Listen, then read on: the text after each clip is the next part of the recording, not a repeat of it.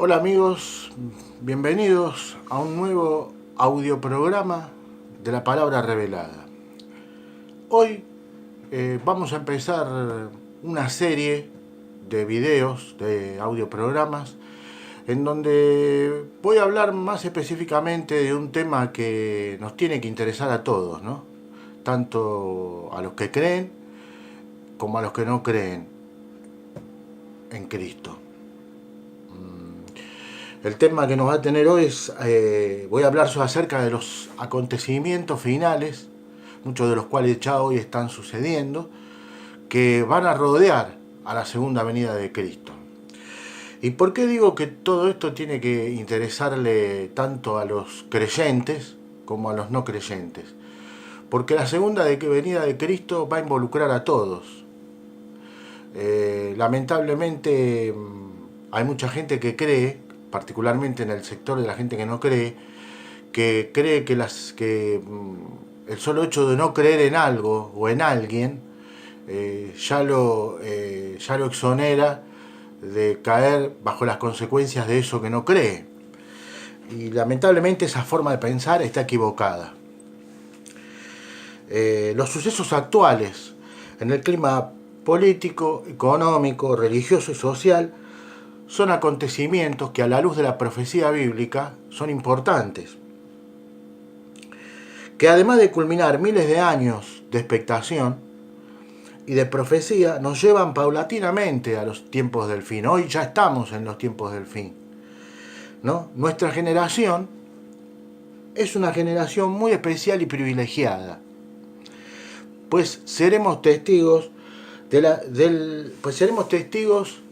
y ya lo estamos siendo, ¿no? De grandes acontecimientos que el mismo Jesucristo anunció cuando sus discípulos le preguntaron cuáles eran las señales que iban a rodear y que iban a estar anunciando su segunda venida. También el profeta Daniel.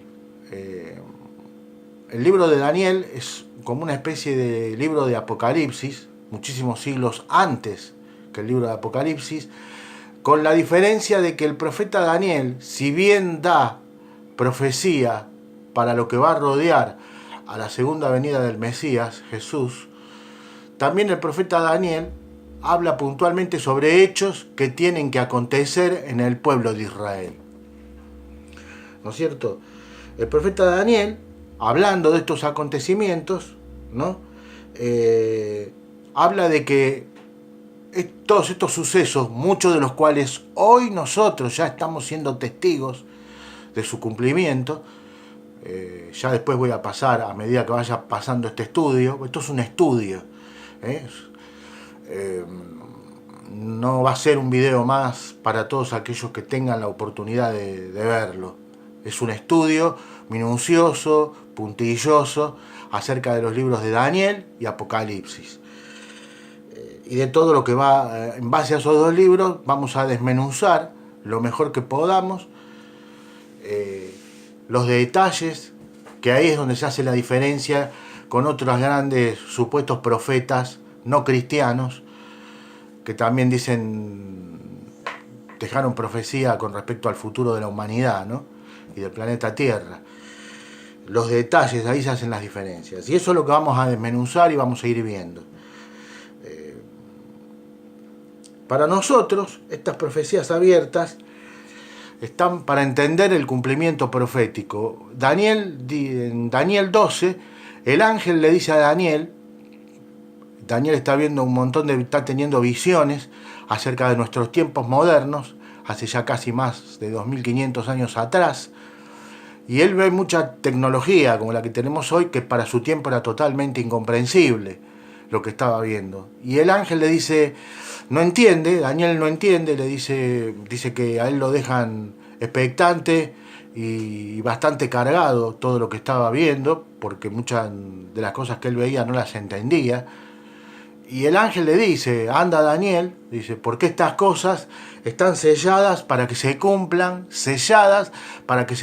en el tiempo del fin. ¿Qué es algo sellado?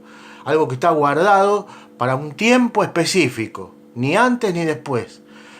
un sellado, en manuscritos antiguos se escribían cosas que debían abrirse en un momento adecuado, ni antes ni después de ese tiempo. Bueno, la profecía bíblica y gran parte de lo que le fue revelado al profeta Daniel fue sellado, o sea, Daniel escribía, a medida que veía, después lo escribí, lo volcaba todo en papiros, como se usaban en aquellos tiempos, y el ángel le dice, bueno, andá porque por más que yo te lo explique ahora, pasándolo limpio en nuestro lenguaje, por más que yo te lo explique ahora, vos no vas a entender. Así que estas cosas están selladas para el tiempo del fin.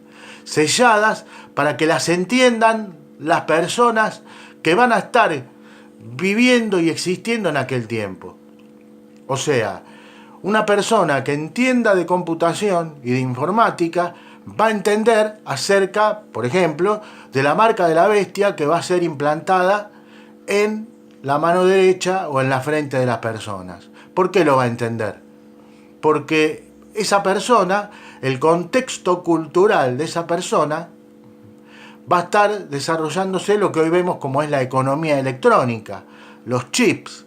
Entonces, por eso el ángel, se entiende que el ángel le dice a Daniel, estas palabras y estas profecías están selladas para ese tiempo. Recuerden que algo sellado era algo que se tenía que abrir y entender en el tiempo adecuado. Entonces el ángel le dice a Daniel, repito, le dice, mira, anda tranquilo Daniel, porque estas cosas no son para que las entiendas vos. Están para que las entiendan aquellos que crean en la palabra de Dios en aquellos tiempos. Y también está para testimonio de los que no crean. Bien, existen 4 razones principales por las cuales la profecía bíblica es vital, tanto para los creyentes de este tiempo como para los que no creen. Y es que, por ejemplo, la profecía bíblica y su cumplimiento, las cosas que ya se cumplieron y las que hoy van en camino a cumplirse, que se están cumpliendo hoy ya parcialmente, autentifica a la Biblia como palabra de Dios. Cuando hablamos de profecía bíblica tenemos que tener idea, un concepto, ¿no? Y ese concepto es de que Dios autentifica su palabra por medio de predecir y predecir cosas que van a ocurrir, que van a rodear a la segunda venida de Jesucristo. Es decir, entonces, que si tenemos que sintetizar, por alguna manera decir, ¿qué es la profecía bíblica? La profecía bíblica es la historia escrita antes de que ésta ocurra. La segunda razón es que el mensaje profético en los creyentes debe producir un anhelo más grande de vivir en pureza y en anhelar la santidad. Y en los que no creen, debe producir que en vista del testimonio de lo que Dios está haciendo, que lo anunció miles de años antes y lo están viendo que se cumple delante de sus ojos, es llevarlos a la reflexión acerca de cómo están viviendo su vida, con Dios o sin Dios. La tercera razón es que el mensaje profético, particularmente a la iglesia, ¿no?, tiene que producir en los creyentes el predicar y anunciar el evangelio a las almas perdidas, aquellos que viven sin Dios, aquellos que viven, como Pablo lo denomina, que viven en la vanidad de su mente. El solo hecho de estar viendo cómo la palabra de Dios se está cumpliendo delante de nuestros ojos tiene que motivar a estos creyentes a predicar el evangelio del arrepentimiento y del perdón de pecados a las almas perdidas. Y la cuarta y la última es que también para la iglesia el mensaje profético es una herramienta espectacular para evangelizar a los que aún no han recibido ni escuchado acerca del evangelio de nuestro Señor Jesucristo, ¿no? Predicar el arrepentimiento en su nombre y el perdón de pecados para que puedan ser salvos, ¿no? Ahora pasemos a empezar a desglosar, ¿no? Hay, yo diría, dos extremos que impiden el equilibrio, en particular de los creyentes, ¿no? El primer extremo es el que hoy vemos mucho, yo lo veo mucho también por las redes sociales, ¿no? Es esa intensidad fanática que algunos cristianos viven, ¿no? Por ejemplo, yo veo mucho en las redes sociales gente que dice tener sueños, que dice tener visiones, y el Señor me dijo, y el Señor esto, y el Señor lo otro. Bueno, yo tengo una noticia, ¿no? Que en realidad está en la Biblia. En todo caso, yo lo que hago no es darle una noticia, sino transmitirles esta noticia. Y es que aquellos que dicen tener sueños y visiones, si su sueño y su visión no se condicen con lo que el Señor ya ha revelado en su palabra, lo tienen que desechar. Ya no hay más ni visiones ni revelaciones. Todas estas revelaciones y visiones están dadas ya en la palabra de Dios desde el Génesis hasta el Apocalipsis. No hay más revelación, el canon está cerrado. Lo que sí hay, y esto lo tenemos que tener en cuenta, lo que sí hay es por parte del Espíritu Santo iluminación para que nuestra mente y nuestro entendimiento sean abiertos para poder entender lo que ya ha sido revelado y escrito en la palabra de Dios, desde el Génesis hasta Apocalipsis. Fíjense que en el libro de Marcos, cuando Jesús ya resucitado se le aparece a los discípulos, el texto dice que Jesús les dice, esto era necesario que aconteciere, que se cumpliera acerca de mí todo lo que está escrito en los profetas y en los salmos. Y dice el escritor del Evangelio que Jesús les abrió el entendimiento para que pudieran entender lo que estaba escrito. O sea que ahí nos da la pauta de que ya no hay más ni revelación, ni visiones, ni nada parecido, sino que lo que hay es una iluminación por parte del Espíritu Santo para poder entender lo que ya está escrito. En particular, las señales proféticas que están envolviendo y que están preparando el escenario para la segunda venida de nuestro Señor Jesucristo. El otro extremo que impide es y esto también en la iglesia se ve mucho, en los creyentes, ¿no? Es la ignorancia teológica, ¿no?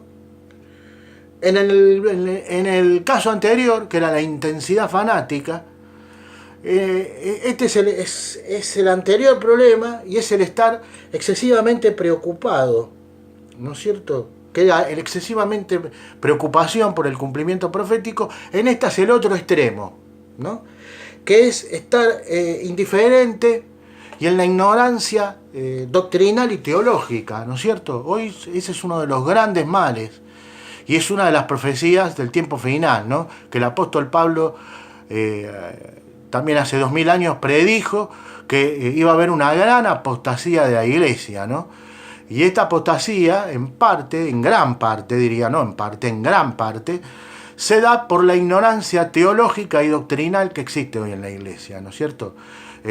Falso evangelio de la prosperidad, falso evangelio del yo decreto y el yo declaro, que no tienen absolutamente nada que ver con la doctrina de nuestro Señor Jesucristo, y que teológicamente es paupérrimo eso, porque no existe. Debemos saber qué es lo que la palabra de Dios, la Biblia, nos enseña, qué es lo que Jesucristo enseñó, porque esa es la sana doctrina, qué es lo que los apóstoles enseñaron. Lo que nuestro Señor Jesucristo nos enseñó, eso tenemos que predicar. La doctrina apostólica recibida por los 12 por medio de nuestro Señor Jesucristo. Y el Evangelio de nuestro Señor Jesucristo, la sana doctrina, básicamente se compone de predicar a las almas perdidas acerca de la necesidad de arrepentirse, acerca de la necesidad de ser salvos del juicio y de la ira venidera sobre el mundo y de la condenación eterna de sus almas en el infierno. Esa es la base, ese es que le enseñó nuestro Señor Jesucristo. Nuestro Señor Jesucristo no nos enseñó a que cómo podemos ser más ricos, ni nuestro Señor Jesucristo nos enseñó que nosotros tenemos un supuesto poder para declarar y decretar. Todas esas falsas doctrinas apóstatas que surgieron y que hoy están en muchos ministerios en boga, son solamente tergiversaciones y manipulaciones de la palabra de Dios, como dice el apóstol Pedro en su epístola, de personajes que en su avaricia están arrastrando a miles de almas, no solamente a una interpretación falsa de la sana doctrina y de la palabra de nuestro Señor Jesucristo, sino que están haciendo mercadería a costa de esas almas, muchas de ellas que en su buena fe los escuchan a estos sinvergüenzas, ¿no? Bueno, y por sobre todas las cosas, tenemos que tener en cuenta lo que la palabra de Dios, la profecía bíblica, nos enseña acerca de cuáles serán las señales que estarán rodeando y preparando el escenario para la segunda venida de nuestro Señor Jesucristo, ¿no es cierto? Después tenemos que tener el equilibrio necesario. Esta sería el punto C de la cuestión, ¿no? Dije un punto A, dije un punto B y ahora voy a pasar al punto C. Y el punto C es que tenemos que tener el equilibrio necesario. Esto de que no debemos enloquecernos ni estar obsesivos con el cumplimiento de las señales proféticas, pero tampoco volvernos indiferentes. Necesitamos estar bien informados, los creyentes, para predicar la palabra a la luz del acontecimiento que nos está envolviendo, o sea, que nos rodea, ¿no es cierto? Y hoy tenemos muchos motivos para predicar eso, ¿no? Vemos Mateo 24 sería, por ejemplo, si les tengo que dar un ejemplo, cuál es las profecías que se están cumpliendo hoy delante de nuestros ojos, es cabalmente todo lo que Jesús dice en el capítulo 24 del Evangelio según San Mateo, ¿no? Estamos teniendo guerras y rumores de guerra, estamos viviendo como en los días de Noé, se está profundizando como en los días de Sodoma, ¿no es cierto? Estas son dos señales inequívocas que nos están diciendo que nuestro Señor está cerca y que el evento que va a rodear a la segunda venida de Jesucristo también está cerca, que es el arrebatamiento o rapto de los que están esperando a Cristo, ¿no? Serán sacados, habrá una gran desaparición masiva de creyentes en todo el planeta que van a tener algo en común. Ese algo en común es que creen en Jesucristo y que están esperando por el arrebatamiento. O sea, Jesús en el arrebatamiento, la segunda venida de Cristo va a tener dos etapas. Una es primero el arrebatamiento, o sea, millones de personas van a desaparecer de la faz de la tierra, que van a tener algo en común, estas personas que van a desaparecer de la faz de la tierra, y es la fe en Jesucristo. Que están esperando, ¿no es cierto? Tienen esa fe en común, están esperando que esto acontezca, ¿no? Que el Señor los saque de la tierra antes de empezar los últimos 7 años de gobierno humano. Y la segunda venida de Cristo va a ser, Cristo, en la primera etapa de su segunda venida, Cristo viene por sus santos, por aquellos que lo están esperando. Y en la segunda etapa de su segunda venida, Cristo viene con sus santos, viene con aquellos que 7 años antes se llevó, a los últimos pasan 7 años, Él vuelve a la tierra, ya en esa segunda venida va a ser visto por todos, ¿no? Dice Juan, he aquí que vienen las nubes del cielo, dice el apóstol Juan en Apocalipsis, y todo ojo le verá. Bueno, todo ojo le verá se refiere a eso, ¿no? A que todos, después de pasados esos 7 años, Cristo vuelve con sus santos. Repito, la segunda venida de Cristo tiene 2 etapas. En la primera, a través del rapto o arrebatamiento de los creyentes, viene por los que le esperan, ¿no es cierto? Los saca súbitamente de la faz del planeta, y en la segunda etapa ya Él viene por los suyos. Y al final de los 7 años de tribulación y gran tribulación, Él viene con sus santos. Esto es, ¿no? O sea, y este es el mensaje, ¿no es cierto? Esta es una especie de intro de esta serie, les vuelvo a repetir que va a ser, ¿no es cierto? En la semana estaré haciendo la segunda serie, la segunda parte, después la tercera, las partes que necesiten ser llevadas, porque quiero ser lo más puntual y desglosar lo más puntual para que se pueda entender lo mejor posible, tanto para los que creen como para los que no creen. Y que la importancia que tiene muchas de las cosas que están sucediendo hoy, que están cumpliendo la palabra profética dada por nuestro Señor Jesucristo en la Biblia, ¿no? Bueno, amigos, vamos a dejarlo acá. Quise hacer como una especie de introducción hoy. Me gustaría saber, aquellos que tengan la oportunidad de ver este video programa, que puedan hacer preguntas, siempre con todo respeto. Y me gustaría también que puedan sacarse las dudas acerca de lo que he hablado en este video. Solamente que me puedan hacer preguntas de lo que he hablado en este video, si es que lo desean, ¿no? Bueno, sin más, lo dejamos acá, sin más. Espero que tengan una buena semana y que nos veamos en el próximo video programa de la Palabra Revelada. Hasta pronto.